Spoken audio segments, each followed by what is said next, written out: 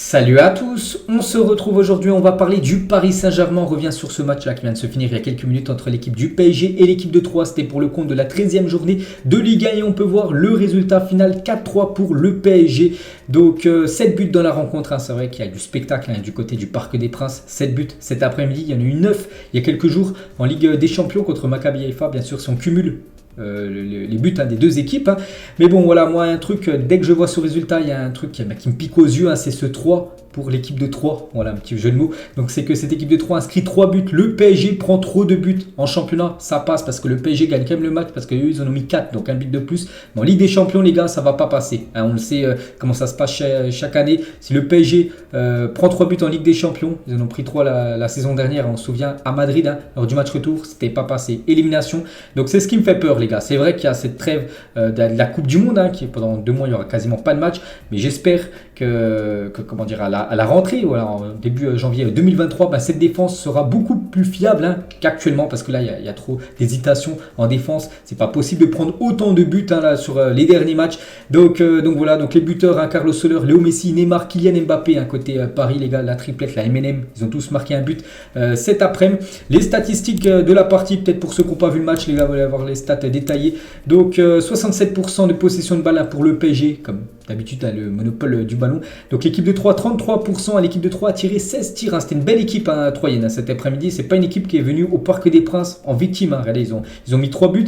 Ils ont mené comme 2 fois au score, une fois 1-0, une autre fois 2-1. Après le PSG a réussi à renverser, on va dire, le match. Mais c'était une belle équipe, vraiment c'était une belle opposition pour préparer ce match de Ligue des Champions contre l'équipe de la Juventus Turin mercredi. Donc le PSG, ce qui m'intéresse, voilà, ce que j'aime bien là par rapport à Paris, donc c'est 19 tirs et 11 tirs cadrés. C'est vrai qu'il y a eu beaucoup de précision et ça fait plaisir parce qu'on sait qu'il y a quelques semaines, les gars, le PSG, il y avait beaucoup de tirs, par exemple, on va dire 20 tirs, mais seulement 5 tirs cadrés. Que là, 11 tirs cadrés, c'est pas mal, avec quasiment, on va dire, 40% des frappes cadrées. On finit au fond défilé. Donc voilà, niveau efficacité, l'attaque, le jeu offensif a été présent du côté du Parc cet après-midi avec 4 buts inscrits. Problème, je dis, c'est la défense. La défense, il y a un gros point d'interrogation sur cette défense qui me fait peur, les gars. Elle fait peur, cette défense, pour la Champions League. Comme j'ai dit, en championnat, ça passe. En Ligue des Champions, ça ne passera pas. C'est sûr et certain. On sait comment ça se joue, la Ligue des Champions.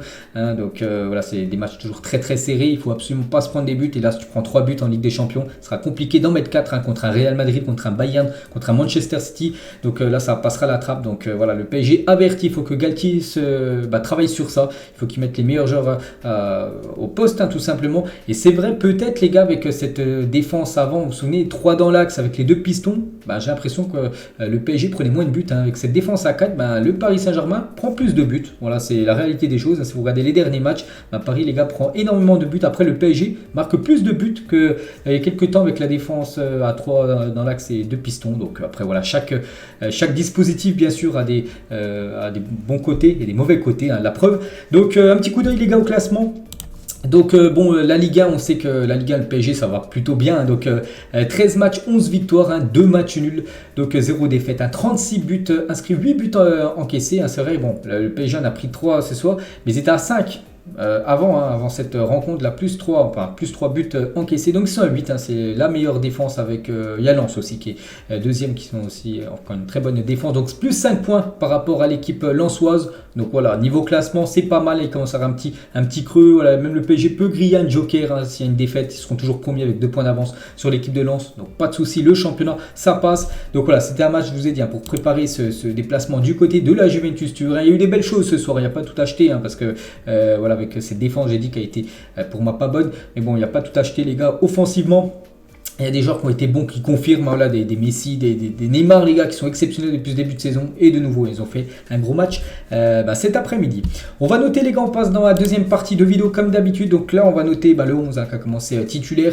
Donc je ne sais pas s'il y avait des surprises. Ouais, Mukele qui a commencé titulaire. Carlos Soler, les gars, après son but contre Maccabi Haïfa, il a remis titulaire. Christophe Galtier, Verratti, Vitinha. Donc voilà, c'est quasiment l'équipe type. Kimpembe qui revenait de blessure. Il avait joué, je crois, quelques minutes mardi dernier en Ligue des Champions. Donc là, il a commencé titulaire, il a joué 1 heure de jeu. Kimpembe, on commence tout d'abord avec Gianluigi Donnarumma.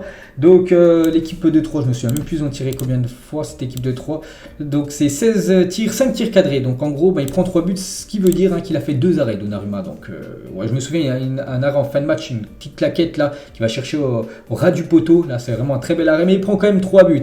Donc voilà, pour moi, ça mérite pas la moyenne. Pour moi, ça mérite une note de 4, les gars, pour Donnarumma. Je trouve, voilà, il a pris trop de buts. C'est vrai qu'après, il y a des buts, c'est compliqué. Même n'importe quel gardien, même un Neuer, même, je sais pas, un Alisson Becker ou même un Courtois, les gars, ne peut pas arrêter ce but. Mais bon, voilà, ça en fait quand même 3 prix pour Donnarumma. Donc une note de 4, les gars, pour Donnarumma, pour son match. Pour son match cet après-midi. On passe à la défense. On commence avec Juan Bernat, les gars. Donc Juan Bernat sur son côté, je lui ai mis une note de 5, les gars. Donc je ne l'ai pas trop vu apporter offensivement, on va pas se mentir, voilà, avec le retour de Nuno Mendes qui est rentré en fin de match. Donc ça fait plaisir de revoir Nuno Mendes. Voilà, il a joué peut-être les 10 dernières minutes là, Nuno Mendes, en espérant le voir titulaire, Nuno Mendes contre l'équipe de la Juventus, parce qu'on sait que Juan Bernat, maintenant c'est plus un remplaçant. Bon là il a dépanné sur ce poste de défenseur gauche, mais on voit quand même qu'il apporte peu dans cette équipe du PSG, surtout offensivement. C'est plus le Juan Bernat il y a 3-4 ans. Donc une note de 5, je dis pour Juan Bernat. Donc bon, ça n'a pas été le plus catastrophique comme en défense, mais pour moi, il a fait son match. Voilà, un match moyen de sa part, mais il doit porter plus offensivement, surtout quand tu es un latéral du côté du PSG. Alors voilà, une top équipe, les latéraux sont quasiment des ailiers dans les top teams en Europe. Et Juan Bernat n'a pas apporté autant en attaque cet après-midi. Donc 5 pour Bernat. Kimpembe, les gars, de retour, on sait 2 blessures, donc il n'a pas été super bon. Kimpembe, on va pas se mentir. Donc déjà, l'équipe de 3, les gars, c'est vrai qu'ils attaquaient de temps en temps. À chaque fois qu'ils attaquaient, ils attaquaient bien, puis ils mettaient en danger cette défense du PSG. Et Kimpembe, je crois que sur les 2 premiers buts, il est quasiment fautif. Donc le 3e, il était sorti. Donc sûr, il n'était pas sur la pelouse. Mais les 2 premiers, en gros, il est un peu passif. En gros, il est à côté. Je me souviens très bien du 2e, où il y a lui et aussi Vitinha. Ils sont les 2. En fait, il y en a un là, puis il y a le joueur de 3, je crois, c'est Mama Baldé. Il prend le ballon, il est tout seul. Il n'y en a aucun qu'au marquage du joueur troyen. C'est pas possible. Il faut que ce soit Kimpembe, soit Vitinha, Ilial. Même pour moi, c'est Kimpembe qui doit y aller. Donc pour moi, voilà, ça ne mérite pas la moyenne. Ça mérite une note de 4. Après, il revient, voilà, Kimpembe. Même le premier but, il est toujours à côté du joueur aussi qui est tout seul. C'est quand même, il ne faut pas faire ça en Ligue des Champions. Ça ne va pas passer ça en Ligue des Champions de laisser, par exemple, je sais pas, un Haaland ou j'en sais rien, un Benzema dans la surface. Ça sera puni direct, par exemple 3 puni direct le PSG comme ça. Les gars, lors des gros matchs de Ligue des Champions, si tu laisses un joueur dans la surface comme ça contrôlé, ça sera fini. Donc 4 les gars pour Kimpembe ce soir. Il revient en espérant qu'on retrouve le Kimpembe qui y va. Donc voilà, concernant la note de Kimpembe. Sergio Ramos, les gars, j'ai mis une note de 5 les gars pour Sergio Ramos, un match moyen. Il a été décisif, Ramos, il a fait une passe D. Vous vous dites quelle passe D il a fait? En gros, il a fait la passe pour le but de Léo Messi, ce but lointain de Léo Messi des 30 mètres. C'est Ramos qui fait la passe juste avant. Donc voilà, c'est synonyme de passe D, même si c'est Messi qui a tout fait le but. Bref, donc une note de 5 les gars pour Sergio Ramos. Donc il nous a fait du Ramos, une bonne entrée de match. Après voilà, ça a été un peu plus compliqué. Lui aussi passif sur bonne entrée de match. Enfin, il a quand même été aussi fautif peut-être sur le premier, vu qu'il était bien sûr un peu passif. Mais bon, là c'est SR4, donc à voir les gars, à voir surtout lors des gros matchs de Ligue des Champions, s'il sera à la hauteur bien sûr des événements. Sergio Ramos, donc 5.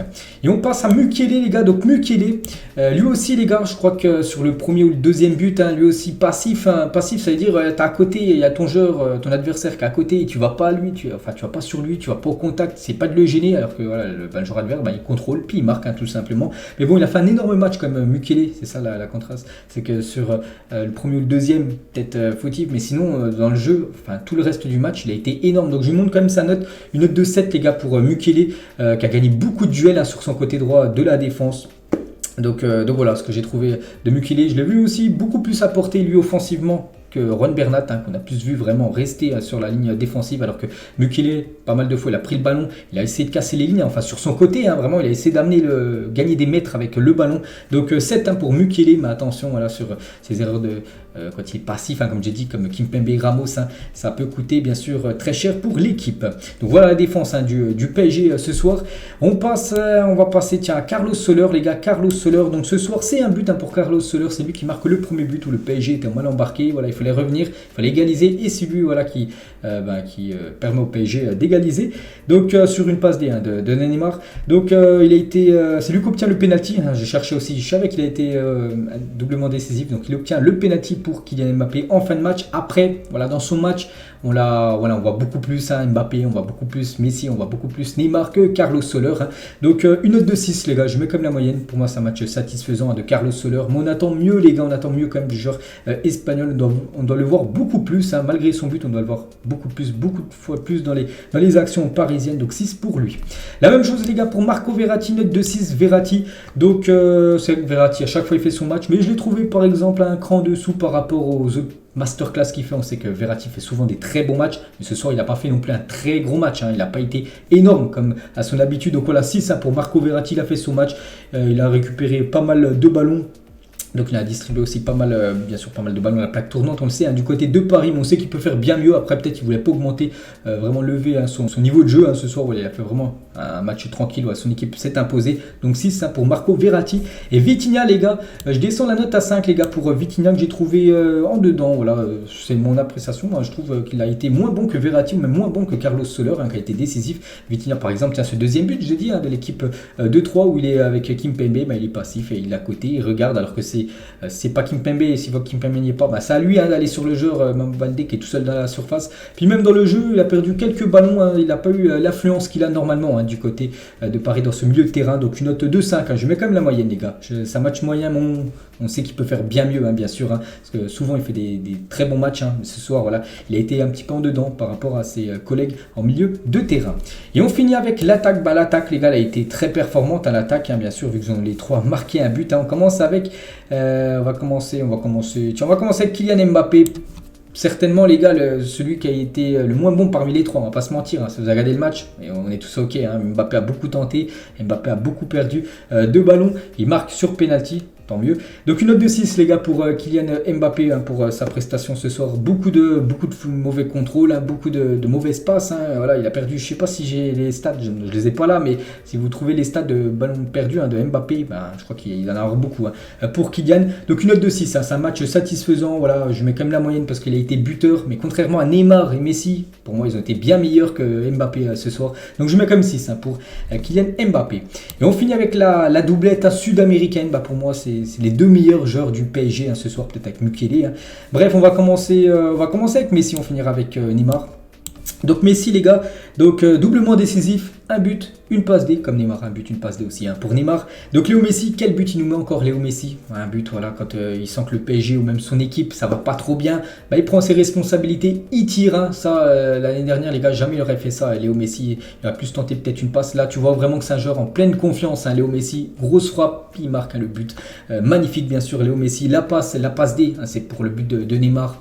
Vraiment la passe millimétrée, vraiment très bien dosée, donc parfait bien sûr pour Léo Messi. Donc pour moi ça mérite une très belle note, comme d'habitude là il enchaîne vraiment les grosses notes, pour moi ça mérite une note de 8 sur 10 les gars pour Léo Messi. On retrouve quand même le grand Lionel Messi, pour moi actuellement la période là depuis 1 ou 2 mois, c'est la meilleure version de Messi quand même depuis son arrivée l'année dernière. Voilà, c'est vrai qu'il a été plutôt décevant l'année dernière, mais là vraiment s'il est au top, c'est le Messi du Barça en gros, qu'on retrouve du côté de Paris, qui continue comme ça, bien sûr Léo Messi. Il fera une grande Coupe du Monde, on le sait tous, et il peut pourquoi pas prétendre à un 8e ballon d'or avec des stats comme ça. Déjà que lui, c'est le seul joueur européen avec plus de 10 buts et plus de 10 passes D, toute compétition confondue cette saison. Il améliore encore ses stats ce soir. Félicitations à Messi, 8 sur 10, gros match de sa part.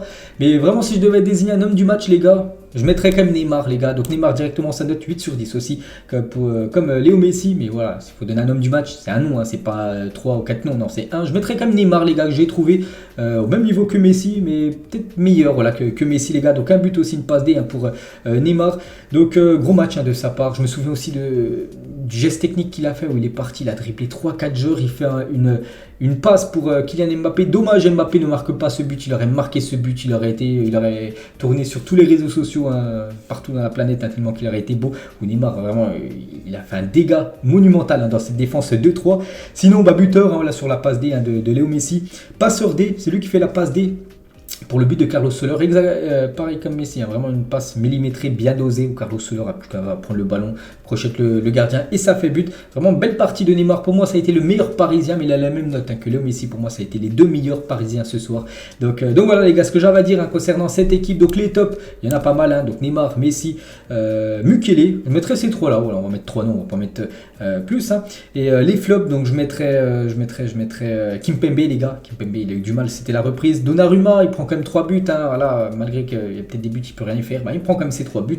Et je sais pas, voilà, on va mettre surtout ces deux-là. Voilà, pour moi, ces deux-là, Kimpembe et Donnarumma, qui ont été en dedans par rapport à leurs collègues parisiens. Donc voilà les gars, ce que j'avais à dire ce soir. Donc des fois, hein, c'est vrai que des fois je mets des notes, peut-être qu'il y en a qui sont pas du tout d'accord avec moi. Moi, c'est ce que j'ai vu. Hein, voilà, peut-être vous avez eu une autre vision bien sûr du match. Peut-être pour, je sais pas, Donnarumma, vous lui aurez mis 7. Hein, voilà, un bon match de sa part. Donc voilà, chacun bien sûr a son point de vue sur chaque match qui regarde. Donc voilà les gars, ce que j'avais à dire. J'espère que ça vous a plu. On se retrouve nous lundi les gars pour avoir beaucoup d'infos sur cette rencontre. On parlera aussi du match de mercredi contre l'équipe de la Juventus Turin. Bonne soirée à vous et à plus tard.